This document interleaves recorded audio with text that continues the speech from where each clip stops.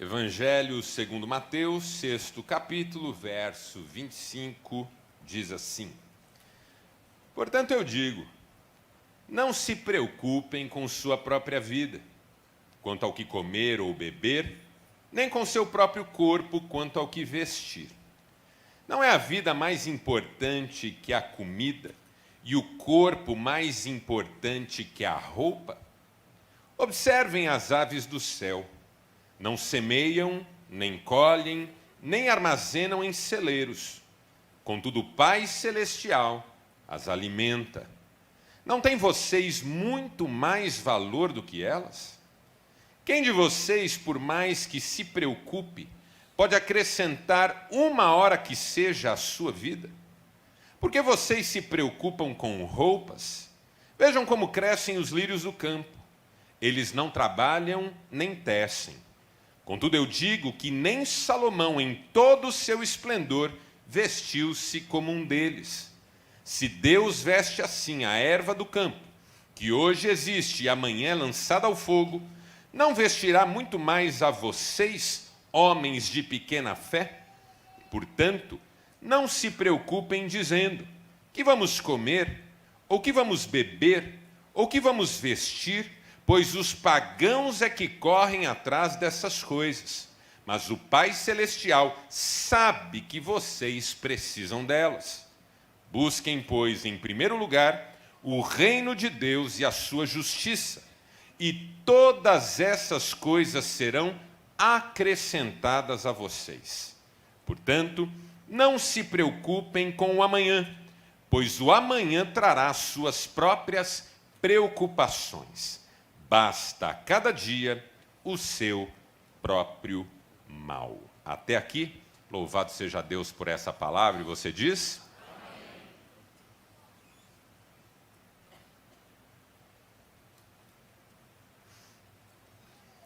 É bastante significativa a quantidade de pessoas que eu atendo que me fazem mais ou menos a seguinte descrição sintomática: eu não estou presente inteiramente, integralmente, plenamente, totalmente em nenhum momento da minha vida. Quando estou aqui, estou pensando que daqui a pouco tem que estar lá. Quando estou lá, fico ruminando o que não fiz aqui e, ao mesmo tempo, pensando em como será depois. E aí, quando chega depois, estou preso no momento anterior e já refém do momento seguinte. E nunca estou 100% no momento que vivo. Essa fala sempre me chama a atenção. Ela revela, de alguma forma, pessoas que estão divididas entre o momento e um outro momento, seja ele passado, seja ele futuro. Atendi um jovem que dizia assim: eu sinto que devo me dedicar ao momento, mas só consigo pensar no depois. E quando finalmente o momento para que eu me preparava chegava, eu ficava me punindo, me corroendo por dentro por ter perdido as oportunidades que tive no momento anterior. Eu acredito que muitos de nós sentem isso. Eu tenho sentido que esse é um problema mais ou menos geral. Nós não somos inteiros. Não estamos inteiros no momento vivido. Há algo de nós fora de nós, e nos chamando para um outro lugar, que quando finalmente nós acessamos, novamente não acessamos por inteiro.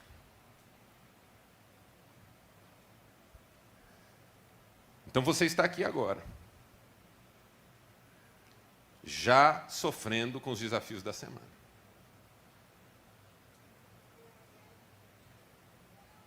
E aí, quando os desafios da semana chegarem, você vai pensar: por que eu não orei mais? Por que eu não busquei mais? Por que eu não me derramei mais? E ao mesmo tempo virão as preocupações dos momentos seguintes. E assim nós vamos passando os dias fora do tempo, fora do espaço, fora desse lugar existencial de oportunidade. E um dia nós vamos olhar para trás com a sensação de que não vivemos tudo que deveríamos ter vivido, porque estivemos divididos. O que isso tem a ver com o texto que nós lemos? Essa é a primeira porta de entrada que você precisa compreender para entender esse texto. Porque a palavra que é traduzida aqui na minha Bíblia como preocupações, em algumas versões que talvez você tenha em mãos, está traduzida por ansiedade, não estejais ansiosos por coisa alguma. Essa palavra, no original, na raiz dela, significa literalmente divisão. Uma pessoa dividida. Uma pessoa que não está aqui nem ali. Uma pessoa cujo coração está dividido. Isso faz muito sentido no contexto do texto que nós lemos, que é o capítulo 6 do Evangelho de Mateus, que começa, versículos 1 a 4, falando sobre a questão das esmolas. E diz que quando você for dar uma esmola, que a sua mão direita não saiba o que a esquerda está fazendo. Porque não é para divulgar a sua bondade e a sua generosidade, é para honrar a Deus, obedecer a Deus, glorificar a Deus. E o Deus que vê você fazer isso em secreto, recompensará você. Depois, a partir do verso 5 e até o verso 15 do capítulo 6 de Mateus, Jesus fala da oração.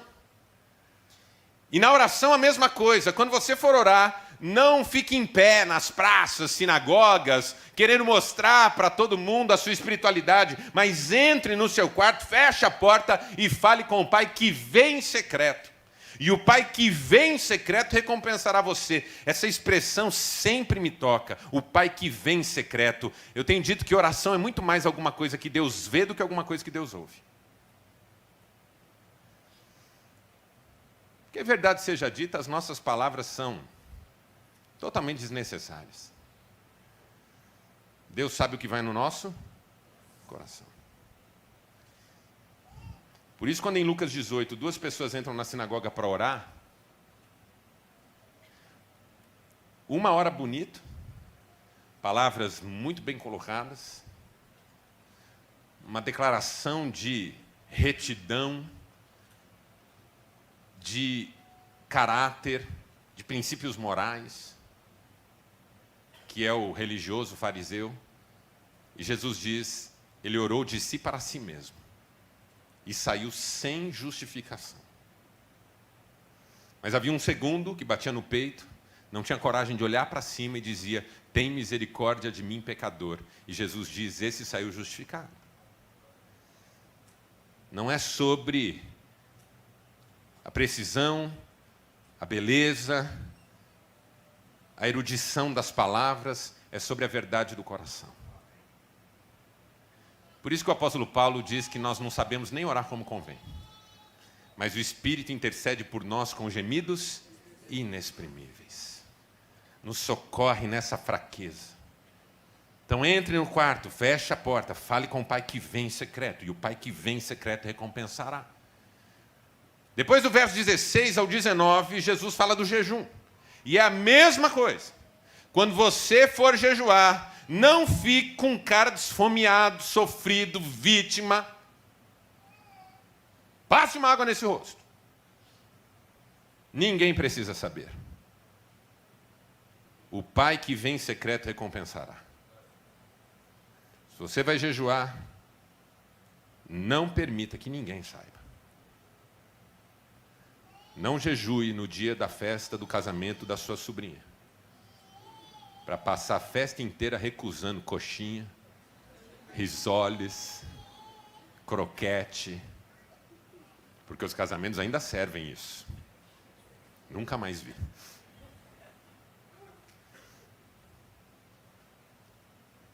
Não vai aceitar? Não, estou de jejum. Oh, que espiritual. Jesus diz, já recebeu a sua recompensa. Se os homens reconheceram, valorizaram, elogiaram, você já recebeu a sua recompensa. Mas se ninguém souber, a sua recompensa virá daquele que vem em secreto. Interessante. Por quê? Porque isso nos divide, entende a ideia? Isso nos divide. Fazer para mostrar ou fazer no secreto? Fazer pelo reconhecimento público ou fazer diante do olhar exclusivo de Deus? Fazer para posar de espiritual, de pleno, de bom diante dos homens ou fazer para agradar a Deus? É uma divisão. E aí, como se não bastasse, Jesus vai continuar no versículo 20 e versículo 21 falando para você não ajuntar tesouros na terra, onde a traça e a ferrugem corroem, onde os ladrões escavam e roubam, mas junte tesouro no céu, onde o ladrão não escava nem rouba, a traça e a ferrugem não corroem. E ainda diz uma frase poderosa, porque onde estiver o teu tesouro, ali estará o teu coração. E se tem algo que divide a gente, é isso. Viver pelos bens desse mundo ou viver pela herança eterna reservada para nós por Cristo Jesus nosso Senhor. É uma divisão, é um dilema, é um conflito. Depois no verso 22, Jesus vai dizer, os olhos são a lâmpada do corpo. Se os teus olhos forem bons, teu corpo será luminoso. Mas se os teus olhos forem maus, todo o teu corpo estará em trevas. E se a luz que há em ti for em trevas, que grandes trevas são? É outra divisão. Olhar para aquilo que é luz, que vem de Deus, que faz sentido, ou olhar para aquilo que é objeto da cobiça. Porque esses versos estão muito ligados na sabedoria de Israel no tema da cobiça. Os olhos são a porta de entrada dessa experiência da cobiça. O que é que a gente cobiça? Aquilo que a gente vê. Então, se você tem olhos bons, você ora como salmista, não permita que os meus olhos repousem sobre aquilo que me afasta de ti. Mas se os olhos são maus, o tempo todo você está olhando para ver quem tem o que você não tem. Quem está de posse do que você não está de posse. Quem parece ser mais feliz do que você por estar desfrutando do objeto que você deseja, mas não acessa. Dilema, divisão. E aí quando chega o verso 24, imediatamente anterior ao texto que nós lemos, Jesus diz, ninguém pode servir a dois senhores. Porque há de agradar um e aborrecer o outro, ou há de aborrecer um e agradar o outro. Ninguém pode servir a Deus e ao dinheiro. Então você entende que Jesus está falando o tempo inteiro sobre como nós podemos viver divididos entre uma coisa e outra. Entre o desejo que nasce da expectativa de afirmar a autoestima e o desejo de viver confiando na graça e no cuidado de Deus. Que divisão. E aí quando Jesus começa a falar no verso 25 sobre a questão das preocupações, porque a palavra aqui original, preocupações, inquietações, cuidados. Quer ver onde mais ela aparece? Ela aparece, por exemplo, naquele texto em que Jesus está na casa de Marta e Maria. E aí Maria está quieta aos pés de Jesus, ouvindo Jesus falar, e Marta está ocupadíssima, correndo de um lado para o outro. E até aí, está tudo bem. Marta está quieta aos pés de Jesus, ou Maria está quieta aos pés de Jesus, Marta está agitada, correndo de um lado para o outro, e até aqui, tudo bem. O problema começa quando a Marta diz, Senhor, manda que minha irmã me ajude. Essa dor que nasce no peito da gente quando a gente vê o outro num estado de completude maior do que o nosso.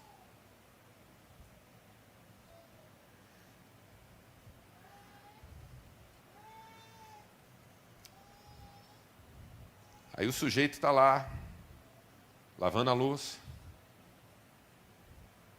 arrumando as coisas, guardando as panelas. E a mulher está sentada, assistindo futebol.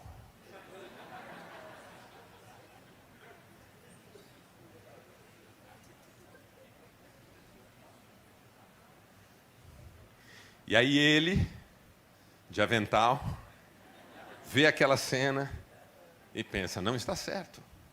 Não está certo. Como assim? Ela desfruta de um momento prazeroso, feliz, e eu aqui? Aí então ele, com seus cabelos longos e loiros,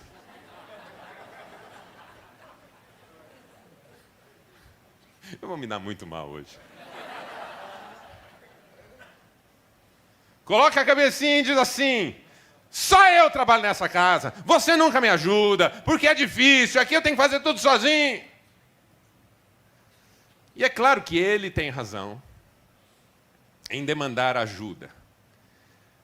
Mas talvez ele não consiga perceber que o que lhe doeu não é o fato dele estar fazendo sozinho, porque ele faz sozinho numa boa, tira de letra. Mas o fato de percebê-la num estado de completude maior, mais profundo, mais interessante. Foi isso que incomodou Marta.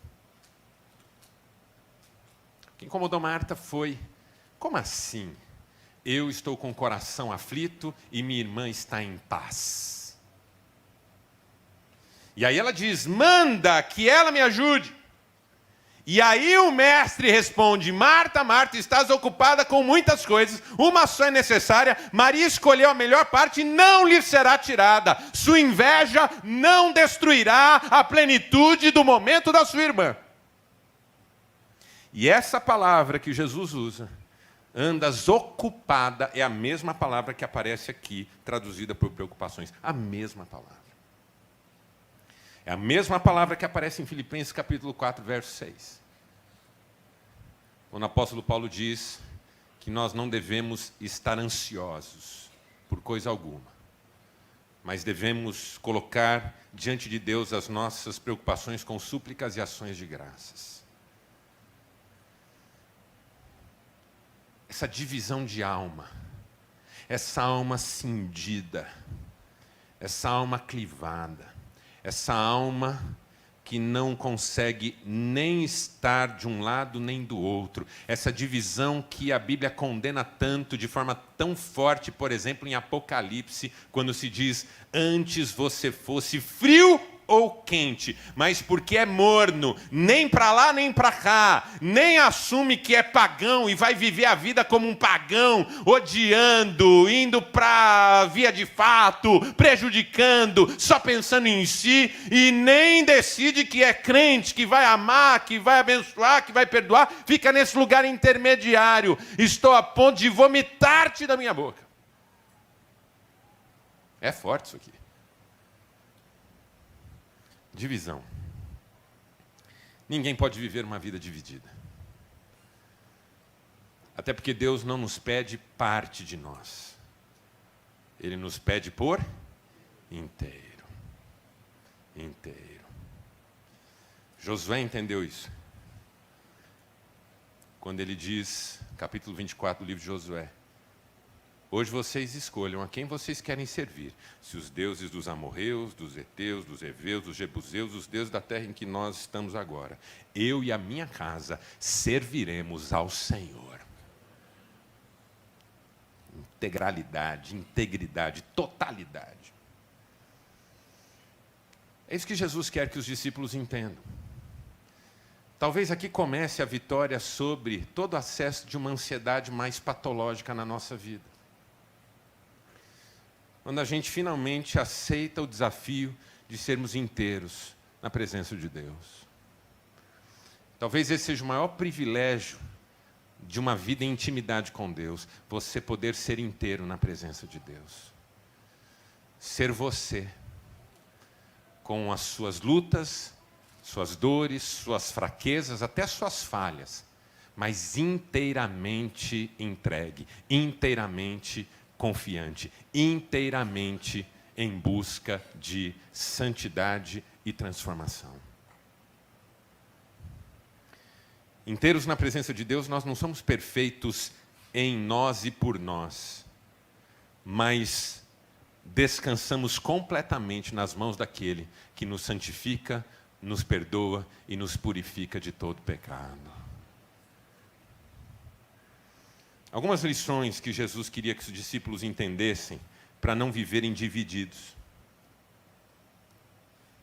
Para não viverem divididos entre a ansiedade de cuidar de si mesmos e o desafio de confiar no cuidar de Deus. Olha aqui, ó, o desafio meu e seu. Divididos entre essa inclinação, essa ansiedade de cuidarmos de nós mesmos e esse desafio, esse lugar em que confiamos no cuidar de Deus. Primeira lição. De um lado, é uma lição que eu vou precisar explicar.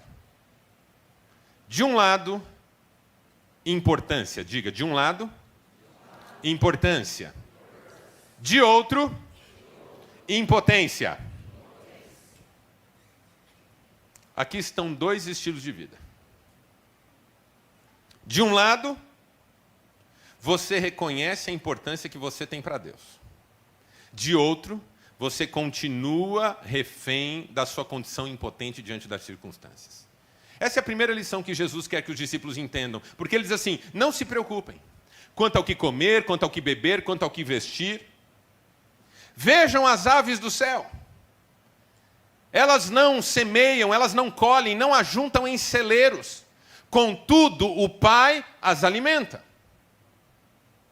Não valem vocês muito mais do que as aves?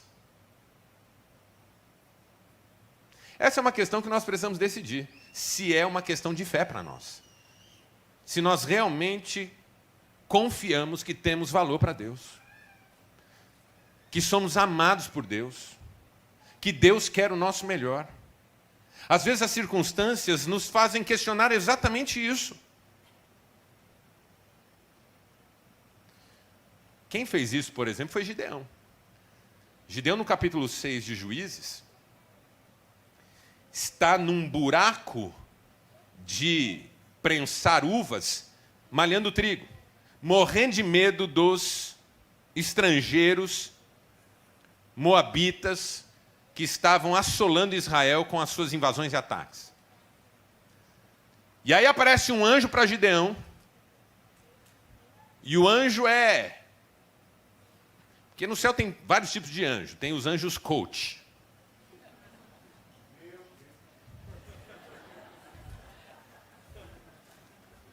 Depois a gente apaga isso da gravação. O anjo coach é o anjo motivacional. É o anjo que visita Gideão. Porque ele diz assim, o cara está no buraco, morrendo de medo. E o anjo diz assim, vai nessa tua força, varão valoroso. O Gideão faz assim, hã? A Bíblia diz que Gideão responde, ai.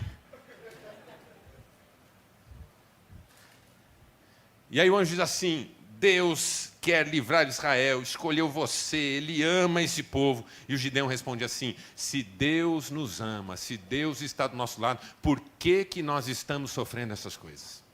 Você percebe o questionamento de Gideão? Não faz sentido na sua lógica humana que ele seja amado por Deus e esteja passando pelo que está passando. Uma decisão que eu e você temos que tomar é se cremos de fato que temos valor para Deus, que Deus nos ama. O apóstolo Paulo tentou convencer os romanos disso, quando em Romanos capítulo 5, verso 8, ele escreve, Deus prova o seu amor para conosco, pelo fato de ter Cristo morrido por nós, sendo nós ainda pecadores. Mas eu preciso decidir se eu creio nisso. Se eu creio que Deus me ama. Então veja, de um lado, esse lugar em que eu reconheço a importância de cada um diante de Deus. Vocês valem muito mais do que as aves. Mas Jesus continua, observai os lírios do campo. Eles não tecem, eles não costuram. mas nem Salomão, em toda a sua glória, se vestiu como um deles. E eu acho tão interessante essa figura, porque é bem isso mesmo. Todos nós aqui temos roupas bonitas no nosso guarda-roupa.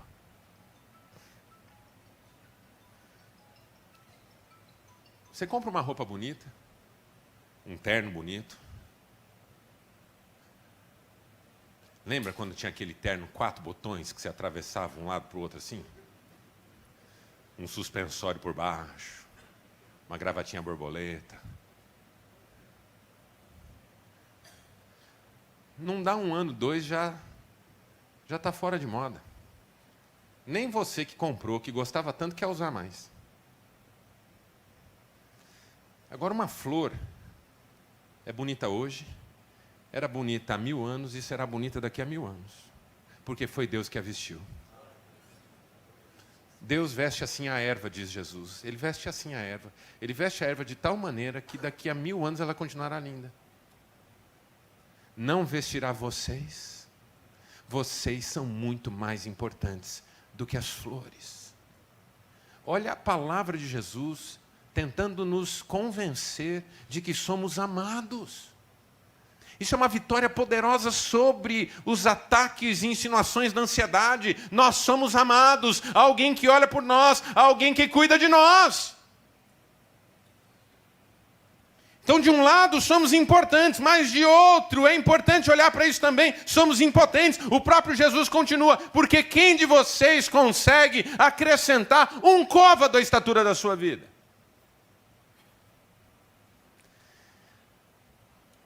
Então, o dilema, em tese, não é difícil de resolver. Porque a escolha é viver desse lado em que eu sou importante para Deus, tenho valor para Deus. Eu continuo sendo pó, mas Deus me ama. Tem planos para mim. Age em todas as coisas para o meu bem. É escolher esse lugar em que tudo isso é verdadeiro, e eu creio e confio, ou ir para esse lugar em que eu tento garantir na minha força, sabendo de saída que eu não tenho poder para acrescentar 1 centímetro ao curso da minha história. Só que ainda assim nós ficamos divididos. O que eu escolho? O que eu escolho? Escolho esse lugar onde Deus me ama e cuida de mim, ou escolho esse lugar em que eu estou por minha conta e risco, ainda sabendo que eu nada posso fazer por mim mesmo? E nós continuamos escolhendo esse lugar em que estamos por nossa conta e risco, ainda que saibamos que não podemos fazer nada por nós mesmos. E a ansiedade, me parece, é um sinal disso. Assim como a febre é um sinal de que alguma coisa está errada com você. E o problema não é a febre, entende isso? O problema não é a febre. Ah, preciso combater a febre, preciso tratar a febre. No meu livro Aprenda a Lidar com a Ansiedade, uma das coisas que eu digo é, não se apresente, não se veja, não se rotule como ansioso, porque isso não existe. Ah, eu sou uma pessoa muito ansiosa. Dizer eu sou ansioso equivale a dizer eu sou febril. Você está com 39 de febre, alguém fala, rapaz, você está com febre, hein? É, eu sou febril. Olha, desde que me conheço por gente, eu sou febril. Olha, tenho febre toda hora. Ué, mas não é normal. Não, eu tomo remédio para febre, eu tomo banho gelado, eu faço retiro para me livrar de febre. Eu estou sempre tratando a febre, 25 anos tratando a febre. Aí alguém fala, mas escuta, você não foi se perguntar qual é a causa dessa febre? Porque se você atacar a causa, a febre cessa. A ansiedade é igualzinha. Quando ela apita, quando ela faz soar o alarme da alma, é porque alguma coisa está errada. Aí o que eu faço? Trato a ansiedade. Tomo remédio para a ansiedade. Tomo banho gelado contra a ansiedade. E fico dizendo à torta e à direita que sou ansioso. E isso nunca muda. Porque a causa eu não ataco. E aqui Jesus está falando de uma causa da ansiedade. Você escolhe viver por sua conta e risco, mesmo sendo impotente. E aí é claro que você vai sofrer com a sensação de que isso não vai dar certo.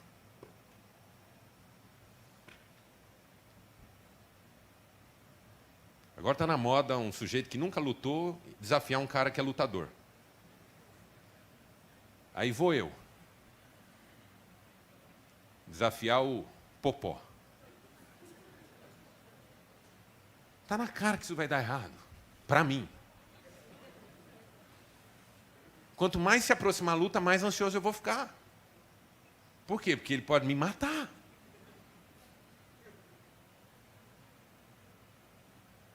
Cristiano me bate, imagina ele. Acaba com a minha raça. Quanto mais eu me percebo diante de um perigo infinitamente superior às minhas forças, tanto maior a ansiedade cresce dentro de mim. Mas eu insisto, essa é a parte louca. Eu insisto em ficar nesse lugar e não nesse onde eu reconheço que Deus cuida de mim, porque eu valho mais do que as aves do céu, mais do que as plantas que Ele fez.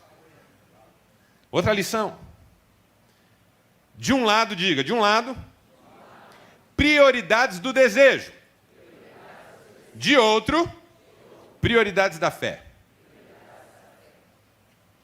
Jesus diz assim: não se inquietem pelo que comer, beber ou vestir, porque os pagãos é que se preocupam com essas coisas. Deus sabe que vocês necessitam delas.